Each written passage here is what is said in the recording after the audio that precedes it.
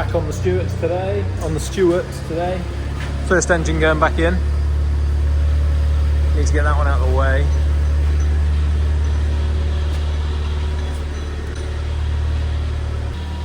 Woolly woolly.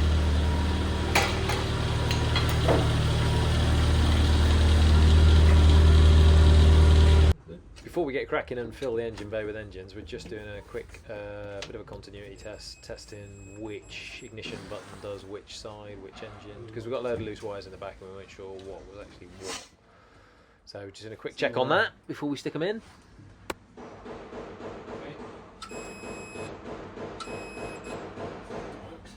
So that's that one sorted. These switches were absolutely solid. I put WD in them last week. They're normally pretty good, aren't they? Let's be honest, the old stuff, it comes back to life. Do you want to label any of those as we go? Are you going to remember? The Oracle.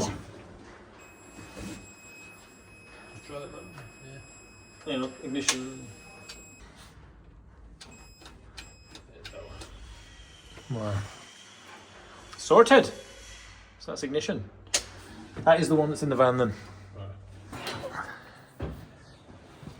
Oh, it goes in there, does it? Yeah. Super.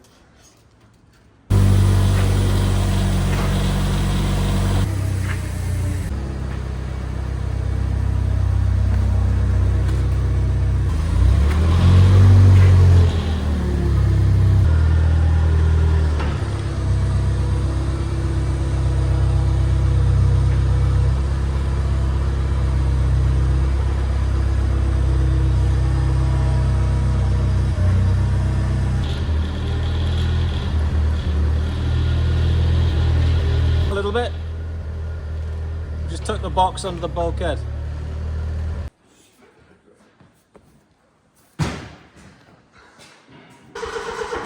Come on, you bulkhead.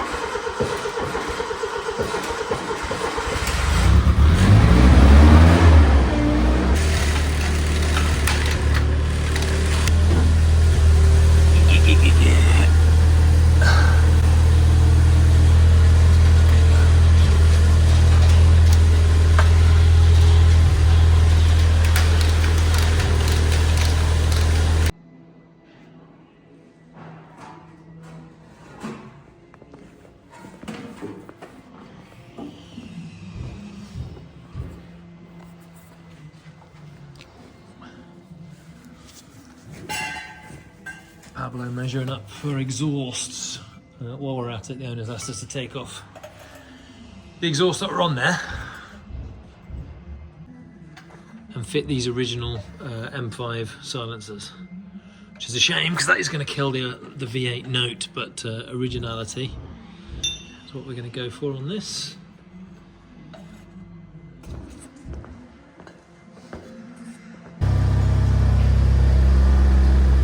A momentous day.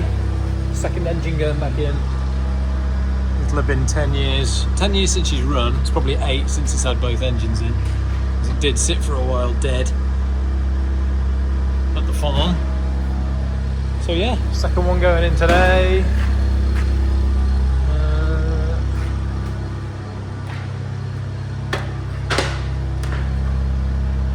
Exactly the same procedure as the first one. To stick it in, it's just we'll have a lot less room to do it, that's all. But we'll soon have her in.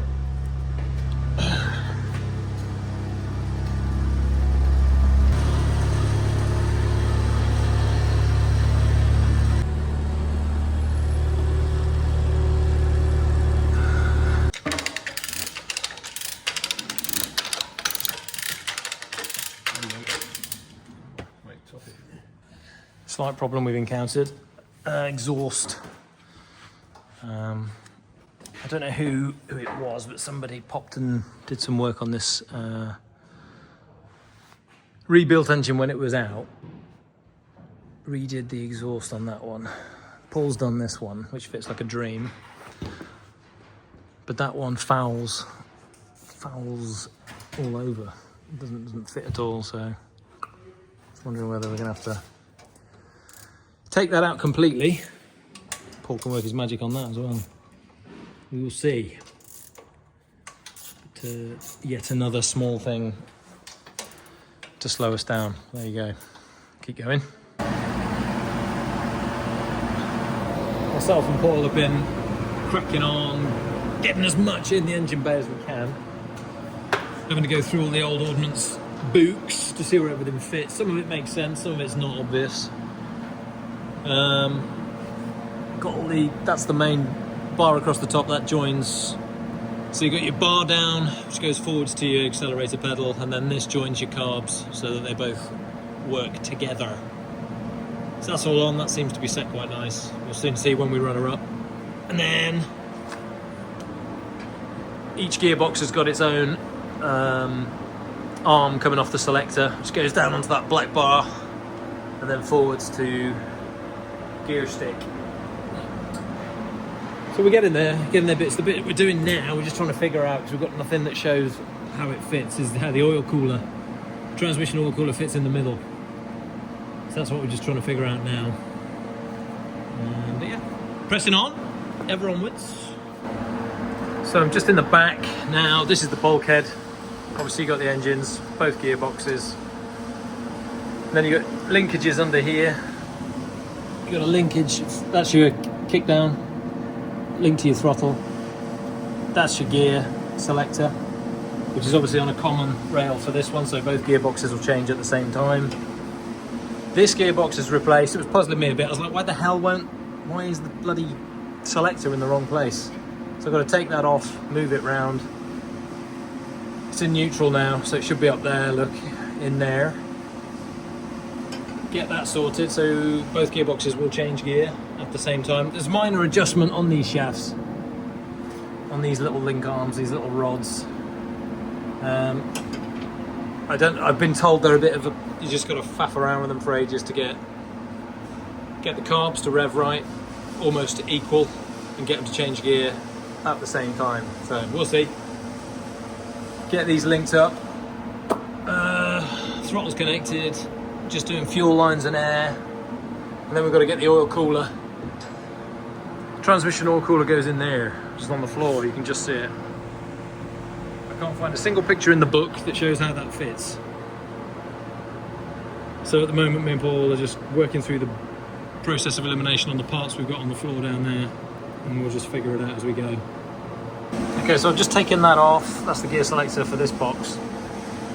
I just thought it would be on splines and you could have it pretty much anywhere you wanted, but you can't. I don't know if you can see in there, it's got a set amount of splines just on the bottom.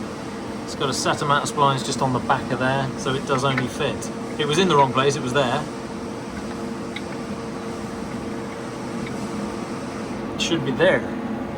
But that still doesn't line up with my gear selector. I've just been on the phone to the owner and he said this box has been changed, but that's all I know at the moment. Gearboxes again, so further to what I was just saying, this gear selector arm is correct. This one was the one I was saying didn't seem to line up with anything. So long story short, we've completely modified it to match this one. So we've original, that was a spare, we've cut it and welded it and we've put it in exactly the right place. And now, they change gear together.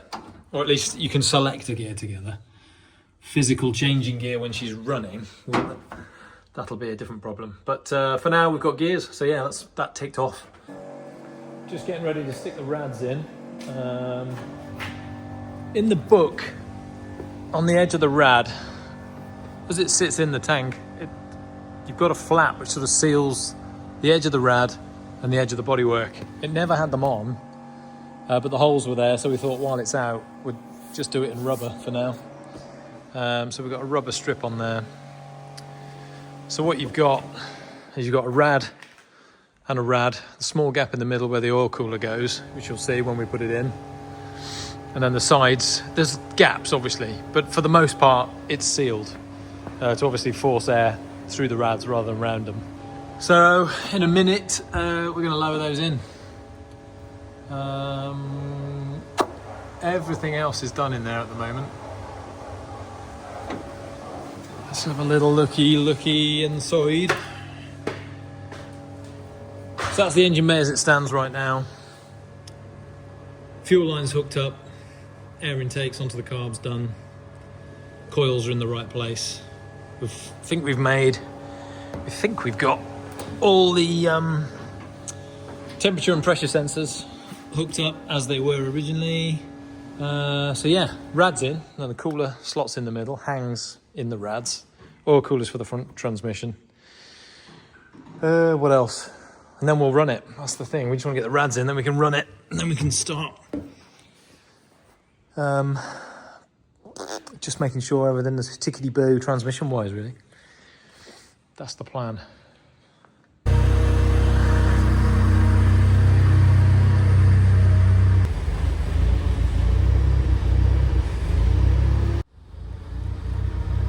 Hang on. So we just couldn't obviously film what we're doing. It's two-man. Somebody's got to hold the cooler up while the other person puts their clamp in. Okay. So this is going to be the first start in 10 years. We just put the dash back in. Rads are now full of water. Primed the fuel through yesterday. Dash on.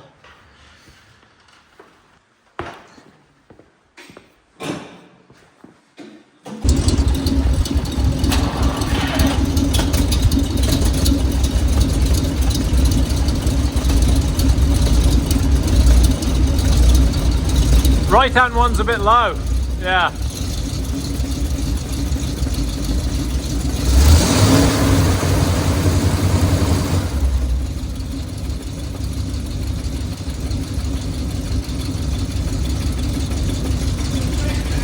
Reverse was always difficult, and people used to say you can't get reverse without it going. Anyway, There's a procedure to get it just right. Found. Yes, and we did something, and of course you had to sort of be a bit That's quick. pretty much what it says, Yes. yeah. Oh, sorry. Don't go slow. Yeah, it says. I can alter the seat. All right. No, Oh. no, he's on the cushion now as well. All right, it's not too bad. Well, begin automatic. You haven't got any. Not sure what you think, Dave. Oh.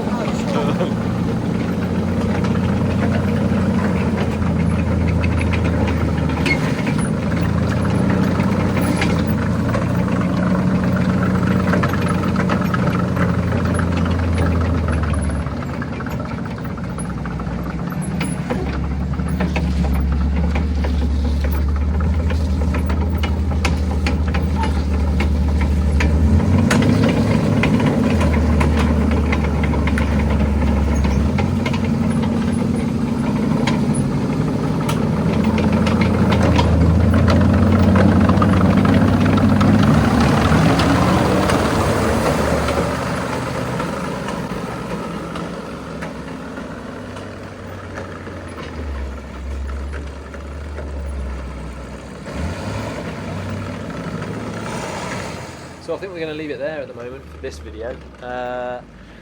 Obviously we've still got to stick the turret on, but for this video I think we've achieved what we wanted. Engines are back in, it's back up and running, it's ticking over right, gearboxes are set right.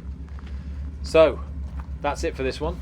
Join us on the next one if you like, and we'll get the turret on and finish off a few bits and bobs. Thanks for watching.